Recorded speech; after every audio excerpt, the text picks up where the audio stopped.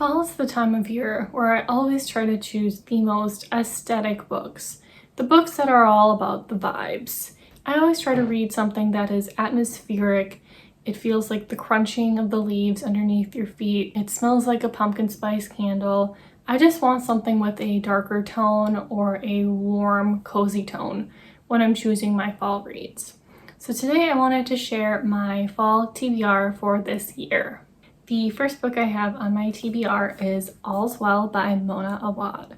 I read Bunny, who was also by this author, a couple of years ago, and it is one of my favorite books of all time. It is definitely my favorite psychological thriller, and I feel like there was so much to analyze with Bunny, so I'm really excited to pick up something else by this author. But All's Well follows Miranda, and she is a music teacher. This year she will be directing a play. However, her students really want to do Macbeth, and she wants to do a play called All's Well That Ends Well. And I think slowly bad things start happening and the play starts being sabotaged. I don't really know much else about this book. I do know that Miranda suffers from a chronic pain. I think she has back or hip pain. So I'm very interested to see the commentary on that. I feel like there's going to be a lot of social commentary because I feel like Mona Awad did do that with Bunny as well. Yeah, I suspect this book is just going to get crazier the further I read into it. So I'm very excited to pick this one up and see what I think about it as well. I hope it's going to have one of those endings that makes me want to reread the entire book. That's how Bunny was with the ending reveal. I wanted to go back and immediately start reading and analyzing it in a different light. So we'll see if I feel the same way about All's Well. Then next up I have The Obsession by Jessie Q. Sutano. I am very excited to pick this one up. The author has also written Dial A for Aunties, which was a thriller / comedy. It was honestly, it's the funniest book I've ever read. So I'm very interested to read The Obsession by her, which is completely different. It's not a comedy. I think it's just a thriller. But basically it sounds like You, but if they were in high school. I really enjoyed the TV show You. I like guessing what's going to happen. Basically, if you don't know, You is about a guy who kind of stalks these women and learns everything about them and then introduces himself solely into their life. And then of course they quickly fall for him because he already knows all of their damages and everything that they're kind of vulnerable about and stuff. So it's really interesting. But I think this one sounds similar because we are following Logan and Delilah. Logan is the high schooler who ends up meeting Delilah, the new girl, and he ends up becoming obsessed with her and I think stalking her. However, in this one, Delilah is actually going to fight back. So I think that will be really interesting to read about, a character that is trying to outsmart her stalker. So I'm excited to pick this one up. And again, I'm also excited to see a different genre from this author and see if she's able to write it just as well as she was able to write a comedy. Then next up, this is the only book that I just recently bought. It was an impulse purchase. When I saw the cover, I thought it looked really cute and really fun, but this is My Roommate is a Vampire. It reminds me of those books I used to read when I was younger where it was oh, my teacher is a vampire and the kid is trying to figure out if the teacher's actually a vampire or not. So that's kind of the vibe I got from it, so I thought it would be cute. However, I think this is also a romance. We are following Cassie, who I think she is kind of struggling for money, so she ends up deciding to reach out to get a roommate, and the guy that she ends up selecting turns out to be a vampire, I believe, or at least she thinks he's a vampire.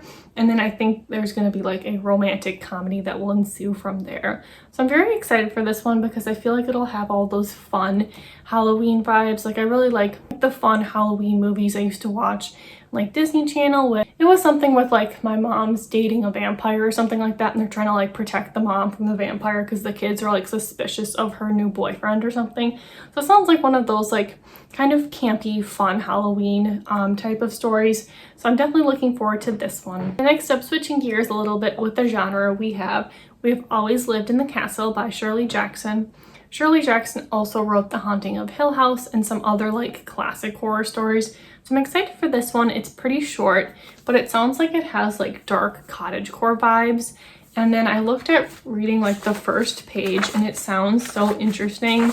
Our main character sounds very unhinged when I started reading her first her point of view. So that sounds really fun to have like an unhinged main character. I think that always adds a lot of depth to the story when you're not sure if they are a reliable narrator or not. I'm not sure if that's necessarily what we're going for here, but just on the first page she sounded a little bit weird.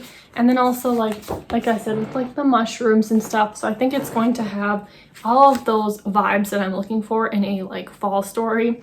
I'm hoping it's kind of similar to Mexican Gothic, because I really enjoyed Mexican Gothic. It also had that like rotting dark cottagecore vibes, and I really enjoyed that one when I read it in the fall. So I'm hoping this one has a similar vibe. It takes place in a small town in like a rotting manor, I believe. So I think this one is going to have the atmosphere that I'm looking for this fall. Then the next book I'm hoping to pick up is Something Strange and Deadly by Susan Dennard. Susan Dennard wrote one of my favorite like high fantasy series, the Truth Witch series. It's very like unique, and I really like all of the characters, and the romances are all compelling with all the side characters. So I'm excited to pick this one up. This was actually, I believe, her first book. She definitely wrote this before Truth Witch, but basically it kind of sounds like Shadowhunters, but this one takes place in Philadelphia. So I'm really looking forward to all of those creepy fall vibes on the East Coast. And I believe, I'm not sure the timeline, but I know this is a historical fantasy, so I'm looking forward to that as well. But it sounds like Shadowhunters because our main characters hunt the dead. I believe they are hunting zombies to protect Philadelphia. It sounds like the dead are rising. So instead of demons like with Shadowhunters, they're killing zombies. So I think this will be like a really fun book to pick up. And I'm sure there will be also a romance and everything to root for as well. But this one I just checked, and it was actually published in 2012. So I'm very excited to see like how it holds up to some of the other fall books that I have read over the years that have been published more recently, and see if I enjoy this one just as much. Then next up we have Angelica Frankenstein Makes Her Match. This is basically about the sister of Victor Frankenstein, and she is having no luck with marriage. She's not able to find a guy, so she ends up, I believe, like making a boyfriend who is supposed to have like all the perfect traits and stuff. I'm not sure what's going to happen like past that part. I'm assuming they're going to actually end up falling in love, and he's actually going to have a soul or something. So I'm excited for this one. It sounds like very weird. People are saying like it has a little bit of a weird sense of humor, but it still has all of those like eerie vibes as well. So I'm looking forward to this one. The next up, I selected the X Hex by Erin Sterling. I know everyone probably knows about this book already. It's been out for a couple of years, but I've never gotten around to it. I think this is the year that I want to pick it up. But basically it sounds like a cross between like Gilmore Girls and Halloween Town. We are in a small witchy town that's kind of like Halloween Town, and our main character, she ends up coming back to this small town after a few years, and I believe reconnecting with her ex, who she accidentally placed a curse on a long time ago. So I think they are trying to break the curse, and it just sounds like a fun, like a small Halloween town with like witches, and hopefully there's like werewolves and other creatures as well. So it definitely sounds like a fun fall movie. So I think this will be fun in a book format. And then lastly, I usually read this every year because it's really short. We have Carmilla, which is the first vampire story before Dracula, and it is about a female vampire. I'm not going to say a lot about this one because I know I've talked about it on my channel before, but this one is really short, and it's just really interesting to see like the first vampire lore and how it's based on an actual person in real life as well. So I'm excited to pick this one up. I read last year Blood Countess, which was based on this, and also the historical person. It was kind of a mesh between this story and then the historical person that this book was based on, and that one was a lot of fun to read. It was definitely hard to read at times because the main evil character is definitely a bad person, but I'm excited to give this one a quick little reread around Halloween again. But yeah, those are all of the books that I am planning to pick up this fall. Let me know down below if you have any other fun fall recommendations that I should add to my TBR. Thank you for watching if you've made it this far, and I hope you have a great day or night wherever you are. Bye!